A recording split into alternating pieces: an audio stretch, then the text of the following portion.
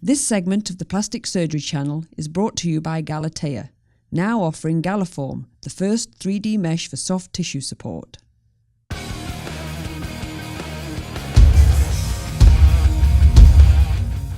I'm Dr. Bill Adams. This is No Spin Live, and do we have a show for you today? We're going to be talking about the top body transformations in 2017, the vampire facelift, and breast implant ALCL. We've got a great group of experts with us today. We've got Charlie Mesa from Weston, Florida, Dr. Jason Posner, also from Boca Raton, Florida, JP, Dan Del Vecchio from Boston, Mass. And then last but not least, we've got John Diaz from Beverly Hills. John, thanks for joining. Let's get into it, guys. Jason, I want you to lead off with this one. This is about this article that came out, the top most dramatic body transformations of 2017. There's some crazy stuff in this thing, but what's your take? You know what? The bottom line is, the media loves sensationalism. A guy who goes from 1,200 pounds to 600 pounds, he's still 400 pounds overweight. I mean, that's sensationalism. So a lot of these stories were kind of reimaginations and just kind of the same old thing that we've heard for years and years and years. So what do we do as plastic surgeons? We make things bigger, we make things tighter, we make things smaller. So for us, a lot of these transformations are just pretty much what we see on a daily basis. But it's nice for the public to see some of the extremes of what we do, because that creates a little bit of sensationalism. Charlie, so how many of these guys are rolling through your office? Well, I see a lot of patients who've had weight loss surgery. They were 300 or 400 pounds overweight, and they have the gastric sleeve or gastric bypass. They come in and now they have all this redundant skin. You got to get it removed. So that's a very common scenario for most cosmetic surgery practices. Some of these other stories they're talking about, where they're transforming their bodies and their faces to look like a different person. I think that's where we as plastic surgeons have to draw the line in terms of what we deem acceptable. Because a lot of these patients are having these surgeries because of self-esteem issues. Cases where patients are having multiple procedures, then you have to start considering the fact that there may be some kind of body dysmorphia going on, and we really got to be careful about who we're operating on and what their ultimate goals are, and can we make them happy? Or is there something more internally that's really bothering them that we're not going to be able to fix? John Diaz, you're from Beverly Hills, LA. If any area in the country is going to have people that want to have crazy transformations, it's probably that area. So, what's your take on this story? Yeah, no, absolutely. There's a lot of that here. And just like Dr. Posner said and Mesa said, they're asking for things that are so outside of what's normal. And there's so much education sometimes I have to do and explain to patients, listen, I'm a plastic surgeon, but at the end of the day, I'm still a doctor. And I'm here to take, my goal is to make things look natural and make things look aesthetically pleasing. It's not going to look aesthetically pleasing. It's going to look abnormal. And that's something where, like Dr. Mesa said, we have to draw the line there. Crazy body transformations. What say you? I say this is probably one of the best weird articles I've ever read about plastic surgery. And the reason is it really runs the gamut from people who, transform their bodies on their own to people who literally have whack job operations. Whoever wrote this is fascinated by body dysmorphia and seeks to find people who do it. And I think the people who read this stuff are just as guilty. I don't know if guilty is the word, but I think they're just as interested in body dysmorphia as the patients who had the surgery. I think those are good ones to end that one on. So let's move on to the next one. DDV, I'm going to stick with you because this is about Kim Kardashian and how she's popularized things like the vampire facelift procedure, but also how the power of social media. And I think you're the only one here that has more Instagram followers than Kim Kardashian, so you certainly deserve to start off this discussion. I've never had this feeling that buttock enhancement is because of Kim Kardashian.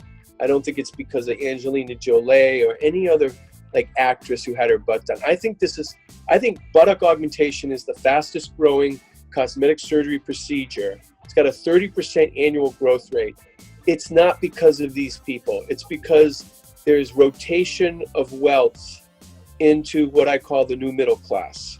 Now, 2017, the new middle class is made up of more diverse races. You got Black, Afro-Caribbean, Asian. In some of those cultures, your face isn't, you don't age badly. So facial anti-aging is not what they want. And breast augmentation is often not what they want. The butt carries more weight, no pun intended, in some of these cultures. So because you've got rotation in what we call the new middle class, these are just the operations that they want. I don't think it has anything to do with Kim Kardashian. So you say it's not Kardashian, it's culture. John, what do you think? What do you think of this? I think he brings up a good point, but I have to say my experience in here in Beverly Hills is a little bit different. I actually have found that a lot of the trends we see in beauty are driven by women. And what happens is, just like with what we've seen, I think with breast augmentation, I think we would all agree that the data shows that the average implant size being implanted nowadays is probably a little bit smaller than it was maybe even 10 or 15 years ago. And I think that what happens is these trends change. And now so many pictures are shared on social media, like with Kim Kardashian and her followers. And they start creating this new look that becomes attractive to other women, and they want to mimic it and follow it. So I have a lot of patients who are Caucasian who have no, going back to his point about the new middle class, they're Caucasian, they have no ethnicity, but they are really attracted to this look. So I would say that I think he brings up some good points, but I see a different trend going on here. So Charlie, what you see social media driving stuff? Well, I think social media, it drives the idea that people have a lower self-esteem in the sense that they're trying to constantly look and like everyone, like people that they admire. But I think it's like you and Dan had said, it is cultural. I mean, there's a change in what we perceive as aesthetically pleasing, and having a more shapely body. It's not about just being very thin. It's having a nice thin waist, a nice shapely buttock. Breast size is gone down, like Dr. Diaz said, because it's what people perceive. I'm going to agree with pretty much everyone who's commented before me. I think that the social effect of Kim Kardashian does play a role. Women are going back and forth on Instagram. They're sitting there looking at these things. It absolutely influences our current culture. And yes, Dan is right too. Definitely our United States is becoming more ethnically diverse, and different ethnicities want different aspects of plastic surgery. A 45-year-old woman who's had a couple of kids and has droopy boobs wants her boobs fixed. A younger African-American woman who doesn't have a big butt might want her butt done. An older lady who's facial aging might want a facelift. So we have a lot of things that we can offer these patients now, from young to old, from different ethnicities. It's a good time to be a plastic surgeon. There's lots of fun stuff for us. These are some great insights. So let's move to the last story. This is on breast implant ALCL.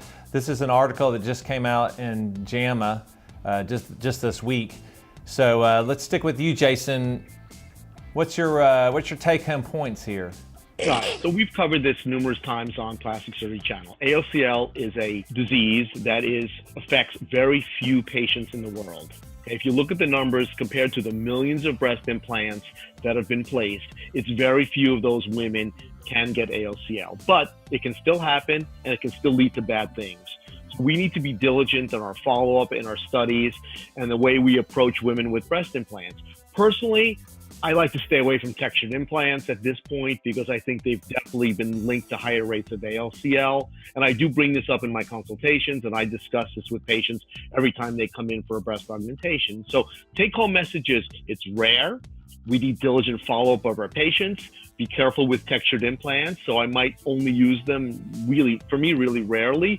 But I think people have shied away from that because they've been more highly linked to ALCL. This study doesn't specifically say it, but Jason is exactly right that thus far, 100% of the cases, even though this is very rare, have been textured implants. So there's never been a confirmed case in a smooth only implant, which in the United States is a much higher percentage of what most people are receiving. So do you want to make any comments on that or any other parts of this study? One thing that was brought up in the New York plastic surgery meeting is that this ALCL it maybe better be classified as a lymphoproliferative disorder that can progress to lymphoma, and more awareness needs to be to plastic surgeons and to the public about the etiology, and it's related to the implant surface area, and that's why the macro texturing is more, or those patients are more prone to getting it if you're going to isolate a specific patient.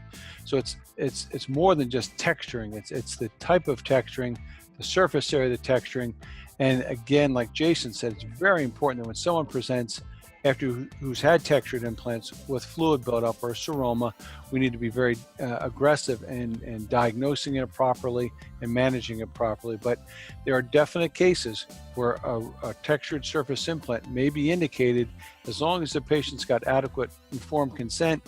I don't think there's any problem. We should use it in those cases.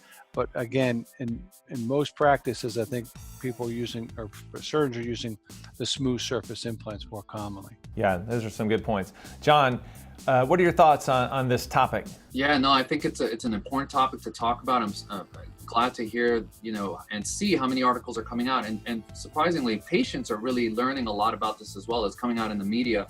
And so I have a lot of patients who approach me about it and ask questions.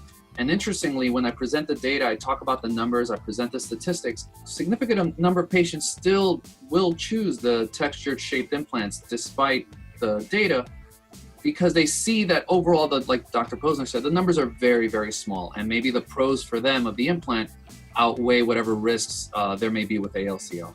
In my opinion, sometimes I'm going to use a less ideal implant in the interest of patient safety. So even if even if I've got a patient with a divergent chest and they're going to have implant drift, and I would have otherwise used a textured implant in 2014, I'll probably use a smooth round gel implant. Jason, man, I would do the same thing I would do to any patient, to my family member, whatever was the best implant. And I'd agree with John. There are specific patients, constricted lower pole breast. Those people, I prefer, it doesn't mean you have to, you can use a smooth implant, but I would use an anatomic implant, which all happens to be textured. The thing with this study, I think that's important, it's a follow-up study from the same Dutch researchers that originally reported this many years ago. But their conclusion is the same thing that you guys said. It's a very rare thing, but the incidence is probably higher than has previously been shown, and there's some sort of association with implants, but that doesn't mean the implant's the causative factor. In fact, my opinion, and there's a lot of good research to support this, just like Dan alluded to, that it has to do with bacterial contamination, and that's why you see it in the more higher surface area implants. I think we're gonna wrap up, guys. You guys have had some incredible insights today, and if you would like to see more of this, you can see it on theplasticsurgerychannel.com.